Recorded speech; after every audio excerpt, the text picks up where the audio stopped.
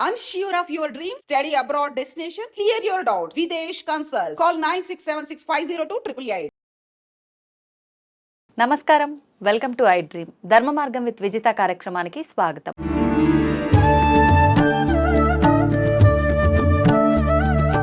ప్రస్తుతం మనతో పాటు ఉన్నారు వేద పండితులు పవన్ కుమార్ శర్మ గారు. ఇప్పుడు వారితో మాట్లాడి మరిన్ని విషయాలు తెలుసుకునే ప్రయత్నం చేద్దాం. నమస్తే అండి. నమస్తే. ప్రస్తుతం మనం ఉన్నది క్రోధి నామ సంవత్సరం. నెక్స్ట్ మనం విశ్వవసునామ సంవత్సరంలో అడుగు పెట్టబోతున్నాం. ఎలా ఉండబోతోంది శ్రీ విశ్వవసునామ సంవత్సరం అంతా కూడా? ఏ రంగాల వాళ్ళకి ఎలా ఉండబోతోంది? పంచాంగ శ్రవణం ఉగాది అనగానే షడ్రుచుల కలయిక ఉగాది పచ్చడి, నిజంగా వీటన్నిటి గురించి తెలియజేయండి. వీటితో పాటు నిజంగా ఉగాది రోజు ఆచరించాల్సిన విధి విధానాలు ఏంటో తెలియజేయండి. శ్రీ మహాగణాధిపతయే నమః. ఉగాది అనేటటువంటిది మనకి తెలుగువారికి వచ్చేటటువంటిది మొట్టమొదటి పండుగ. అవునండి. అది చాలా ప్రత్యేకమైనటువంటిదిగా చెప్తారు. దీన్ని గతంలో యుగాది అని పిలిచేవారట. యుగాది అంటే యుగములన్నిటికీ కూడా ప్రారంభమయ్యేటటువంటిది అని అర్థం. బ్రహ్మగారు సృష్టిని ప్రారంభించినటువంటి రోజు అని అర్థం అన్నమాట. బ్రహ్మగారు సృష్టిని ప్రారంభించింది ఉగాది రోజున, అంటే చైత్రశుద్ధ పాడ్యమి రోజున. ఆయన వర్క్ మొదలుపెట్టారు ఈ యొక్క సృష్టి అంతా కూడా. అందుకని దీన్ని ఏమన్నారంటే యుగాది అన్నారనమాట. బ్రహ్మగారు పనిని ప్రారంభించినటువంటి రోజు. దీన్నే మనం సంవత్సరానికి ప్రారంభం రోజుగా మనం తీసుకొని మన యొక్క కార్యములన్నీ కూడాను ఉగాది నుంచి సంవత్సరం పేరు మారడం ఇట్లాంటివన్నీ మనం మొదలు పెడుతున్నాం. వచ్చేటటువంటి పేరు విశ్వావసు అనేటటువంటి పేరు. అది చాలా గొప్పదైనటువంటి పేరు. ఇదొక గంధర్వుడికి ఉన్నది ఈ పేరు. విశ్వావసు అనేటటువంటి గంధర్వుడికి ఈ యొక్క పేరు ఉన్నది. ఈ విశ్వావసు అనేటటువంటి గంధర్వుడికి ఈ పేరు ఉండడం వల్ల చాలామంది వివాహములు కానటువంటి వాళ్ళకి ఈ విశ్వావసు గంధర్వుడిని పూజించడం కూడా మనకు ఒక సంప్రదాయంలో ఉంది. అందువల్ల ఈ సంవత్సరం అంతా మనం కోరుకోవాల్సింది, ఎవరెవరికి వివాహములు కావాలో వాళ్ళందరూ కూడా ఈ సంవత్సరానికి వివాహం అయిపోయి చక్కగా వాళ్ళందరూ సుఖమైనటువంటి జీవనం చేయాలి. ఇది చాలా గొప్ప పేరు కలిగినటువంటి సంవత్సరం. ఇక ఇందులో మనం ఆచరించవలసిన విధి విధానాల గురించి మాట్లాడుకుంటే, ఉదయాన్నే మనం ఏ పండగ అయినప్పటికీ మనకి సనాతన ధర్మం చెప్పడం బ్రాహ్మీ ముహూర్తంలో నిద్రలేవడం. ఎందువలన అంటే సూర్యోదయానికి తర్వాత నిద్రలేచినటువంటి వారికి, సూర్యోదయాత్ పూర్వమే నిద్రలేచినటువంటి వారికి ఉన్నటువంటి వ్యత్యాసాన్ని మనం ఏ శాస్త్రము మనకి చెప్పక్కర్లేదు, సహజంగా మనం అందరిలో గమనించవచ్చు. ఉదాహరణకు 5 గంటలకి లేచి కాసేపు వాకింగ్ చేసి 7 అయ్యేసరికి స్నానం కాఫీ కాస్త అవి పూర్తి చేసుకునే వాళ్ళ యొక్క మైండ్ సెట్ ఎలా ఉంది, 7:30 8 గంటలకి దుప్పటి తీసేటటువంటి వాళ్ళ యొక్క స్థితి ఎలా ఉంది అంటే వాళ్ళకి ఎప్పుడు లేజినెస్గానే ఉంటుంది. అందుకనే మన పెద్దవాళ్ళు 7 8 గంటలకి రోగం వచ్చిన వాడు తప్ప అన్యులైనటువంటి వాళ్ళు, ఉత్సాహంగా ఉన్న వాళ్ళు ఎవరు కూడా పడుకోకూడదు అంటూ ఉండేవారు. నీకు కావాలంటే మధ్యాహ్నం పడుకో 1 గంట సేపు, కానీ 6 దాటిన తర్వాత 9 గంటల వరకు, అంటే సూర్యుడు వచ్చేటటువంటి ఆ సందర్భంలో కనుక నువ్వు పడుకున్నావు అంటే నీ ఖాతాలో నుంచి ఆ డే డిలేట్ అయిపోయినట్టు అర్థం. ఎందుకంటే ఇంకా ఆ రోజు ఏ పని కాదు. ఆ లేజినెస్ కంటిన్యూ అవుతూ ఉంటుంది అనమాట. మనకి 2ంటికే అదే మూడు ఉంటుంది, సాయంత్రం 6 గంటలకే అదే మూడు ఉంటుంది. నిద్ర లేవగానే తింటాం, తినంగానే మళ్ళీ మనకి నిద్ర వస్తుంది. అందువలన ఉదయం నిద్ర లేవడం మీద చాలా ప్రత్యేకమైన విభాగాన్ని చెప్పారు. మన సైన్సు, మన యోగా, మన ఆరోగ్య సూత్రములు అన్నీ అవే మాటలు చెప్తున్నాయి. అందుకని ఉగాది రోజు చేయాల్సిన మొట్టమొదటి పని ఏంటి?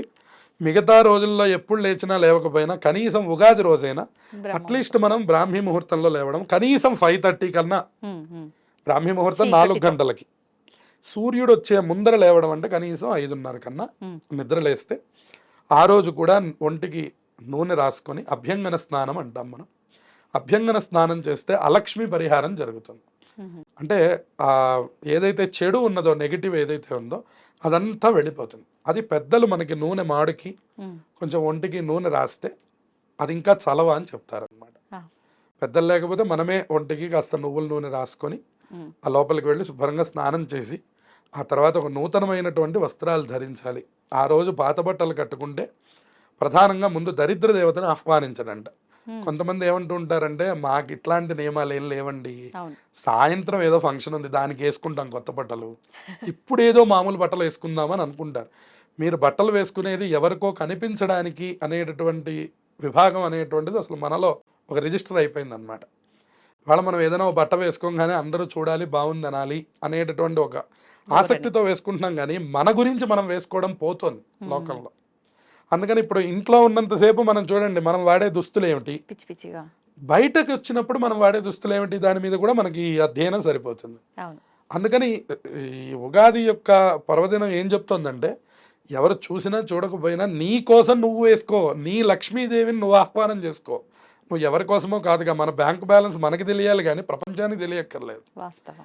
అట్లా కోసమని మనం నూతనమైనటువంటి వస్త్రాలు ధరించాలి. ఉమ్.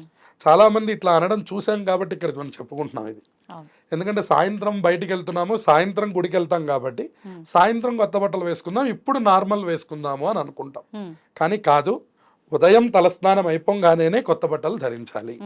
ఆ తర్వాత మనం అనుకున్నట్టు ఈ షడ్రసోపేతమైనటువంటి ముందు దేవుణ్ణి శుభ్రం చేసుకొని, దేవుడికి పూజ చేసుకొని, ఈ 6 రకములు కలిసినటువంటి యొక్క పచ్చడిని నివేదన చేసి ఆ పచ్చడిని ప్రసాదంగా స్వీకరించాలి.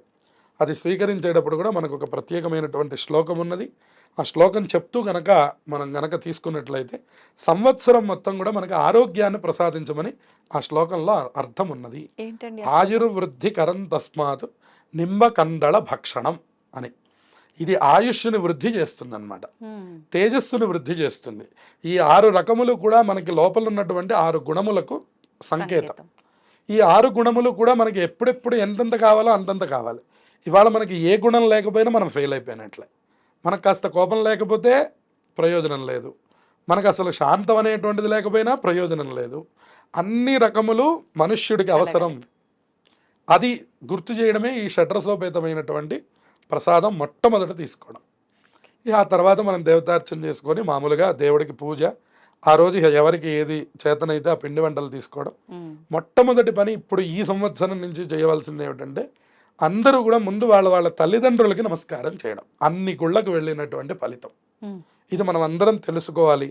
ఖచ్చితంగా తల్లిదండ్రులు, పెద్దవాళ్ళు ఎవరైతే ఇంట్లో ఉన్నారో అందరికీ ముందు చిన్నవాళ్ళు వాళ్ళకంటే పెద్దవాళ్ళు ఎవరైనా సరే, ఉదాహరణకి 2 పిల్లలు ఉంటే ఇక్కడ తమ్ముడు ఉన్నాడు అనుకోండి, అన్నయ్య గారికి దండం పెట్టాలి. లేదా తమ్ముడు ఉంటే అక్కయ్య ఉంటే అక్కయ్యకి దండం పెట్టాలి. ఆ అక్కయ్య తమ్ముడు కలిసి వెళ్ళి తల్లిదండ్రులకి దండం పెట్టాలి. ఈ పిల్లలిద్దరూ, ఈ తల్లిదండ్రులు ఇద్దరు వెళ్ళి వాళ్ళ తల్లిదండ్రులకి దండం పెట్టాలి. ఇలా ఒక రకమైనటువంటి యొక్క ఆనందకరమైనటువంటి సన్నివేశంలో ఈ ఉగాదిని కనుక మనం ప్రారంభిస్తే, ఈ తొలి రోజున మనం తీసుకునేటటువంటి ఆశీర్వచనాలు ఈ సంవత్సరం మొత్తానికి మనకి బలాన్ని ఇస్తాయి. అందువలన ప్రధానంగా తల్లిదండ్రుల్ని పూజించుకోవడం. ఆ తర్వాత మన కులదేవత ఆరాధన ఏమిటి అంటే, మనం ఏ దేవుణ్ణి నిత్యంగా పూజిస్తున్నాము. ఉదాహరణకి ఒకళ్ళకి వెంకటేశ్వర స్వామి అనుకోండి, ఆ రోజు ఉదయం కుదిరితే ఉదయం, లేదా సాయంత్రం కుదిరితే సాయంత్రం తప్పకుండా వెళ్ళి మన ఇష్టమైనటువంటి దేవతారాధనని ఆ రోజు చెయ్యాలి. ఆ దేవతల యొక్క ఆశీర్వచనం కూడా మనం తీసుకోవాలి. ఒకళ్ళకి శివాలయం అంటే చాలా ఇష్టం అనుకోండి, శివాలయానికి వెళ్ళాలి. ఆంజనేయ స్వామి వారి మీద ప్రీతి అయితే ఆంజనేయ స్వామి గుడికి వెళ్ళాలి. అలా ఎవరు ఏ దేవతని నిరంతరం పూజిస్తూ ఉన్నారో ఆయా దేవతల యొక్క ఆశీర్వచనం కూడా ఆ రోజు తీసుకోవాలి. అంతేకాకుండా ఈ పంచాంగ శ్రవణం అనేటువంటిది అది చాలా ముఖ్యమైనటువంటిది. పంచాంగ శ్రవణం అనేటటువంటిది మనకు 5 అంశములను తెలియజేసేదాన్ని పంచాంగ శ్రవణం అంటారు. తిథి, వారము, నక్షత్రము, యోగము, కరణము అని. తిథి వారాలు మనందరికీ తెలుసు. ఇవాళ మనం ఉదాహరణకి శుక్రవారం అని చెప్పుకోవాలి, గురువారం అని చెప్పుకోవాలి అని అన్నా కూడా మనం క్యాలెండర్ వైపు చూస్తాం మనం. అంటే అర్థం ఏమిటంటే వారం అని. ఇది ఒక్కొక్క దానికి ఒక్కొక్కమైన ఫలితం ఉందిట. అందుకని పంచాంగం వినమంటారు.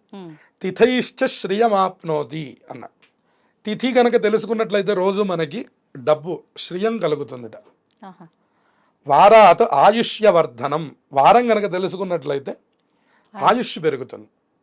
నక్షత్రాత్ శమయతే పాపం, నక్షత్రం కనుక తెలుసుకున్నట్లయితే పాపం పోతుందిట ఆ రోజు. యోగాత్ రోగ నివారణం, యోగం వల్ల రోగం నివారణ అయిపోతుంది. కరణాత్ కార్యసిద్ధించ పంచాంగం ఇది లక్షణం అని చెప్పాడు. ఈ కరణం కనుక తెలుసుకున్నట్లయితే ఆ రోజు కార్యసిద్ధి కలుగుతుంది. మనకి పనున్నా లేకపోయినా ఇవాళ బోల్డ్ అన్ని యాప్స్ వచ్చాయి మనకి. కనీసం దాంట్లో ఈ 5 ఏంటి, ఓహో ఇవాళ గురువారం, ఓహో ఇవాళ పాడ్యమి తిథి, ఇవాళ ఆశ్లేష నక్షత్రం, ఇలా ఇవన్నీ చూసుకున్నా కూడా ఉత్తమమైన ఫలితాలు వస్తాయట. అందువల్ల చాలామందికి ఇది కుదరదని కనీసం ఉగాది రోజైనా ఇది వినండి అయ్యా మొదటి రోజు, తర్వాత సంగతి తర్వాత. ఎట్లా అయితే మనం మొదటి రోజున అన్నీ బాగా చేస్తాం, పెళ్లి రోజున అత్యంత ప్రేమగా ఉంటాం, తర్వాత సంగతి తర్వాత. అట్లా ఇది కూడా కనీసం మొదటి రోజైనా మీరు పంచాంగం యొక్క విధానాలు తెలుసుకోండి, మీ రాశి ఫలితాల గురించి తెలుసుకోండి. అలాగే ఈ సంవత్సరంలో ఏదైనా ఒక మార్పుని తప్పకుండా స్వీకరించండి ఆ రోజు. ఇప్పుడు మీరు ఈ నిత్యంలో ఉన్నటువంటి విషయం మీద నుంచి ఇంకొంచెం గ్రోత్ అవ్వడానికి, ఉదాహరణకి నేను ఈ సంవత్సరం నుంచి 1 గంట ఫోన్ వాడడం తగ్గిస్తాను అనుకోండి, అది ఎంతో ఆరోగ్యం, అది ఎంతో టైం మీకు ఇచ్చినట్లు అనమాట. సో మనం ఫోన్కి ఇస్తున్నంత టైము మనం మన కుటుంబ సభ్యులకి ఇవ్వట్లేదు, మనం మన ఏ రకమైనటువంటి పనులకు కూడా ఇవ్వట్లేదు. మన టైం అంతా మనం ఫోన్కి ఇస్తున్నాం. అది ఆదాయ మార్గం అయితే సంతోషమే, కానీ అది ఆదాయ మార్గం కూడా కాదు, సమయం వృధా చేయడం అవుతుంది. అందువలన నేను ఊరికనే ఫోన్ అనేటటువంటి మాట చెప్పాను, కానీ మీరు ఏదైనా ఒక అంశాన్ని ఒక ఛాలెంజ్గా తీసుకొని ఈ సంవత్సరంలో తప్పకుండా ఇది సాధించాలి అనే నియమం పెట్టుకొని తప్పకుండా ఆ రోజు ఆ పనిని చేసి అక్కడి నుంచి కంటిన్యూ చేసే ప్రయత్నాన్ని చేయండి. ఉదాహరణకి రాత్రిపూట భోజనం మానేస్తాను అని అనుకోవచ్చు, ఉదాహరణకి నేను రోజు ఒక 2 గంటలు వాకింగ్ చేస్తాను అనుకోవచ్చు. ఇలా ఏదైనా ఒక కొత్త మనకు ఉపయోగపడేటటువంటి ఒక కొత్త ప్రకరణాన్ని ప్రతి వయస్సు వాళ్ళు ప్రారంభం చేయాలి. దాని ద్వారా ఈ సంవత్సరం అంతా కూడా మీకు ఆయుష్, ఆరోగ్యము అన్నీ కూడా మారుతాయి. ఏది మనలో మార్పు ఏం జరిగింది అని మన ప్రశ్న వేస్తే మనలో మార్పు ఏవో గ్రహాలు తీసుకొస్తాయో, నక్షత్రాలు తీసుకొస్తాయో అని మీరు అనుకోవద్దు. మీరు అనుకొని చేయడం మీరు మొదలు పెట్టారా, మొదలు పెట్టలేదా? అప్పుడు మళ్ళీ నేను అనేటటువంటి మాట మీరు ఎలా మాట్లాడతారు? మనం ఏదైనా ఒక టాపిక్ అనుకొని నేను సెల్లు రేపటి నుంచి రాత్రిపూట పడుకునే ముందర చూడను అని మీరు అనుకున్నారనుకోండి, ఆ పనిని మీరు 2 రోజులు చేయలేకపోయారు అంటే మీరు ఫెయిల్ అయినట్టు అర్థం. మీరు ఇంకొక చోటుకు వెళ్ళినప్పుడు ఏమండి నేను ఎంత గొప్పవాడినో తెలుసా అని మీరు ఎలా మాట్లాడతారు? అప్పుడు మీకు పక్కన ఈ క్వశ్చన్ ఉంటూ ఉంటుంది. 2 రోజులు ఫోన్ చూడడమే ఆపలేకపోయాం, మనం ప్రపంచాన్ని ఏం ఆపుతాం? మనం అందరం ఏం మాట్లాడతామంటే అసలు సిస్టమ్ సరిగ్గా లేదండి, గవర్నమెంట్ సరిగ్గా లేదండి, మా కాలనీ సరిగ్గా లేదు, మనమేం సరిగ్గా ఉన్నాం అనే ప్రశ్న ముందు మనకి మొదలైపోతే మనం ప్రపంచాన్ని మార్చగలం. అందుకని ఏదైనా ఒక కొత్త ఆలోచనని మనం తీసుకోవాలి ఉగాది రోజున. అది తప్పకుండా అమలు చేస్తే ఈ ఉగాది అందరికీ కూడా మంచి ఫలితాలు రావడానికి అవకాశం ఉంటుంది. ఇదే మనకి చెప్పేటటువంటి రాశి ఫలితాలు కూడా.